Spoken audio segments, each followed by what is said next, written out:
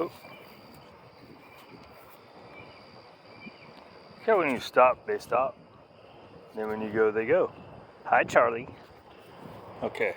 Charlie says there's a couple sayings that need to be brought back into play for the youngsters these days. And wonders why, like some things, people's perspectives always have to go to the negative, bad way. So one is know your role and stay in your lane. Like I seen something also, okay, so I think know your role and stay in your lane is it's good, right? So a lot of people think it means, hey dude, this is what you're supposed to do. I'm telling you what to do, and this is what you do, and don't try anything else, right? Whereas I think it's like anything, right? It's like you can see stuff and you take the perspective of it's a good thing or a bad thing. What you doing, fool? You done rolling? You done rolling in the hay? So know your role and stay in your lane. Maybe stay in your lane ain't so bad. I mean, ain't so great. I guess it depends, like everything, like I said, how you look at it, right? So know your role means not the role that I tell you. You find your role in life, right? You mess around, figure out what you're supposed to do, figure out where you're supposed to be, and then that's what's going to make you happy, right? So instead of know your role as in a saying coming down from the top, know your role is you find your role, right? They don't give you a role, you find your role. And then stay in your lane is stay in it, right? So you really want to do something. Let me fix that. You really want to do something. Things get hard. Stay in your lane, dude. Right? Don't, dude, what? Speaking of staying in your lane, actually, this is your free walk, so it doesn't matter. I'm just trying to get you out from behind me, though, so people can see. They don't want to see my legs in the grass growing. Say, ain't nobody watch our shit anyways, huh? Oh, Charlie. Ain't nobody watch this shit. Just kidding. We get a few views. We don't care. Hopefully something good goes off to somebody else. But then stay in your lane is things will get tough, right? And you're gonna want to change lanes. Just make sure you want to change lanes.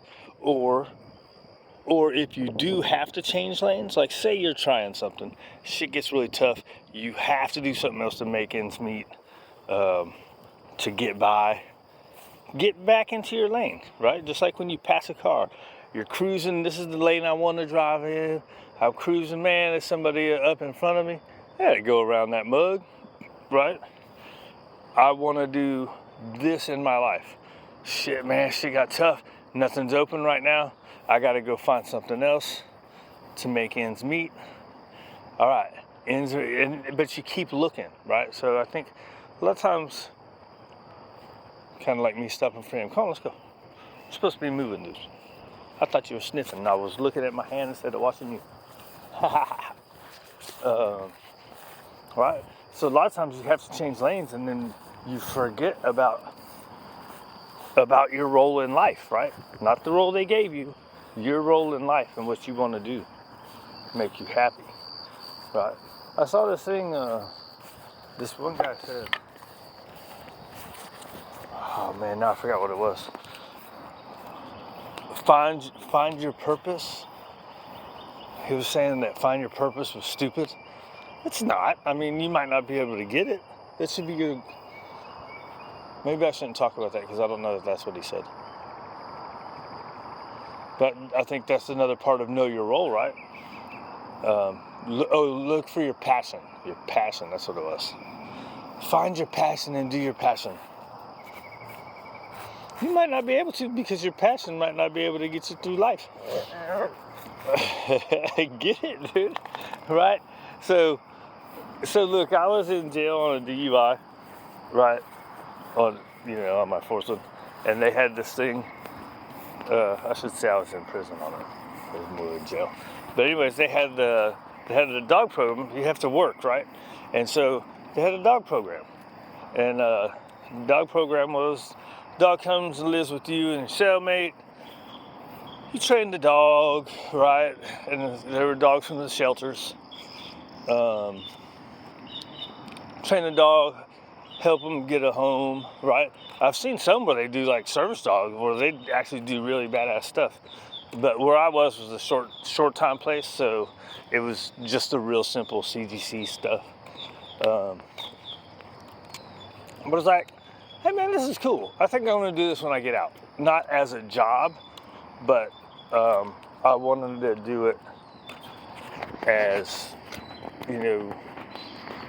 something more than yourself than just working, right? More than just working and going home, actually doing something that has a purpose, right?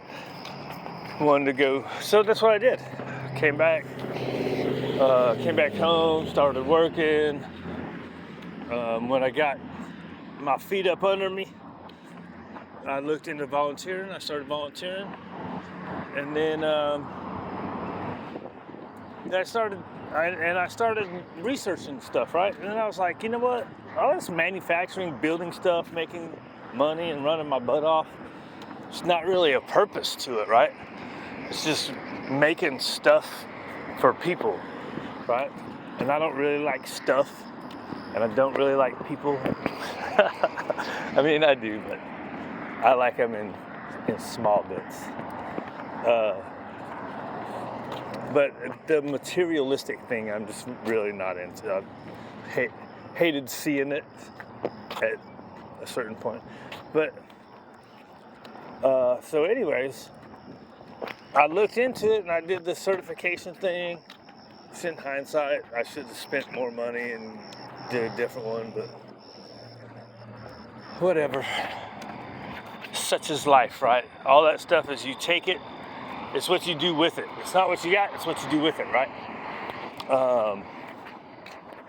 So, anyways, I was working at the shelter and stuff kind of wasn't going the way I liked and felt, right? Which is always going to be that way when you work for somebody.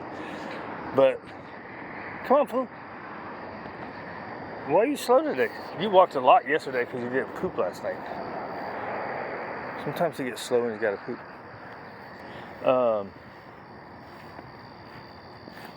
Where was I going? Oh, but I really didn't know if I'd be able to pay the bills doing this crap. I was like, well, I got some money. I got a little bit of money in the bank. I'll be all right if it doesn't work out and I can find another job. Because I've always been able to find another job. Nowadays, I don't know if I could. But really, the only reason I got certified is because I tried to go to a couple places, and they were like, I could tell they didn't want to because they were young people, and they're like, you're old, dude, why would you come work for almost nothing when you're making that much money? And it's not like I was making that much money, but it was a pretty significant pay cut, I guess. I was like, dude, I got money in the bank. I just want to do something more than just building stuff, right? I'm kind of over that stuff. And both of the interviews I had at training places were like, yeah.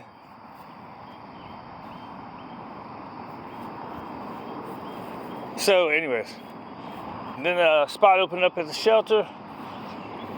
I worked there for a while. I wanted to be there at least 3 years before I started doing something on my own.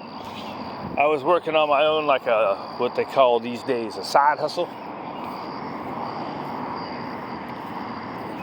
And that's what I kind of saw my personal business being, is like a side hustle. I didn't see any way you could pay rent and bills with this, but a guy called me last night and he was like, yeah, you come highly recommended in the neighborhood, blah, blah, blah. And he's like, so how much does it cost? And I told him, he's like, oh, really? He's like, man, I called a couple people and man, that stuff is expensive.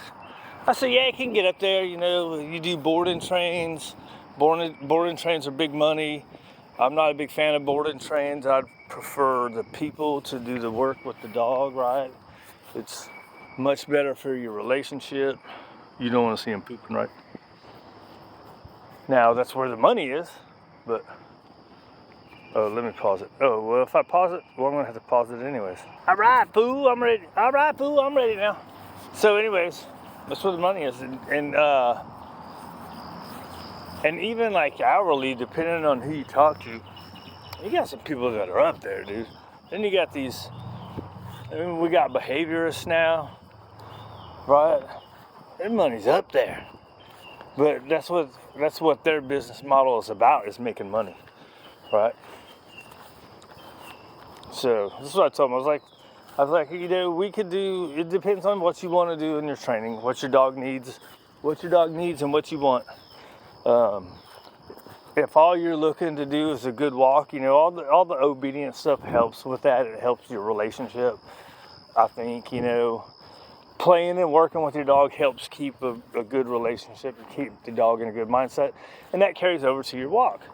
However, you can get a good walk without doing all that other stuff, you know. And I like to try to give people as much information and show them and help them out as much in one shot as I can. Which, what happened there? Oh, I see. Which isn't good for the wallet, but it's for me, that's the better business practice, right? Is doing what the person wants and needs, not what's best for me. And I think that's how stuff comes back, right? So that's how I do things.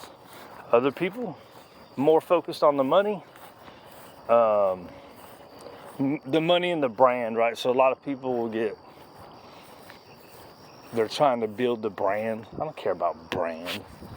I care about people doing good with their dog, right? And their dog succeeding with them. Anyways, that's got nothing to do with, I guess that's finding your role, right? Like all my life, I've just been kind of running around. I was a chef, so that was very fulfilling to me.